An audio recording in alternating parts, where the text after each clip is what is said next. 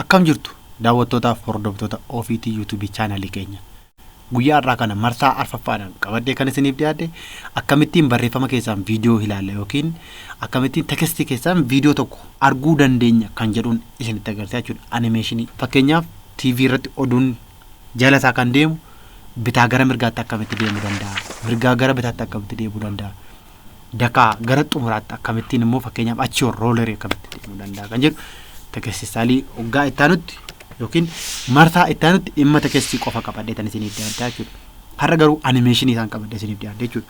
Akkamittiin hojjenna fakkeenyaaf faayilii adeemnu new legacy title erga jennee booddee okay jennaan ishii asirratti waan barreessuu barbaadu ofiiti. Fakkeenyaaf ofiit jedheen barreessuu barbaadu ta'e ofiit jedheetan okay jedhaan jechuudha. Ofiit yeroo jedhu isa keessa naaga shanni jalqaba irratti kan opshinoota kana naa fida. Bakka itti barreeffadhu naa fida jechuudha. Bakka itti barreeffadhu gannaa fidan asirratti ofiit kan jedhu koppii godhadheera. Ofiit jedhee man saniin booda resizing godha jechuudha. Barreeffama koo kana resize effektiin itti hojjechuuf jedha waan ta'eef jechuudha. Resizing godha.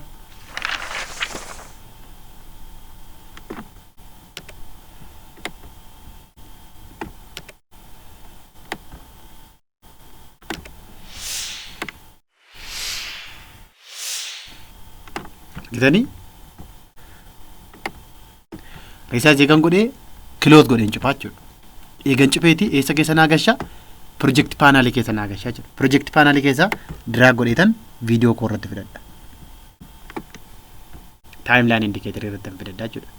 Timeline indicator irratti eegan fidee immoo background immoo wanta irratti akka inni keessaa naa mul'achuu barbaadu sanan fidee jala keessadha.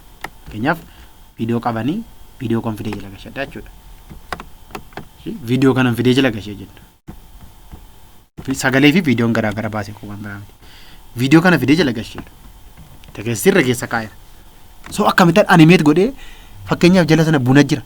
Buna sana akkamittiin effektii kana keessaan akkamni mul'atu gochuu akkamittiin danda'a kan jedhu.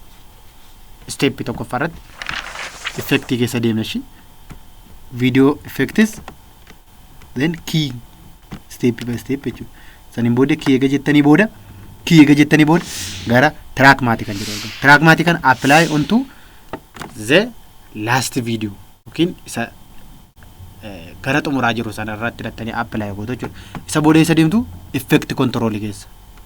Effect control keessa deemtanii maal gootu blending mode isaa dhaan sirreessinaa jechuudha. Fakkeenyaaf meeti jedhasi meeti nan kan jedhu kana maal goona V2 argitanii so reeffamu kun maal ta'e tole gaa daawwattoota keenya barnoota guyyaa irraa qabadde isinii dhiyaate keessaa waa'ee tekstiiti.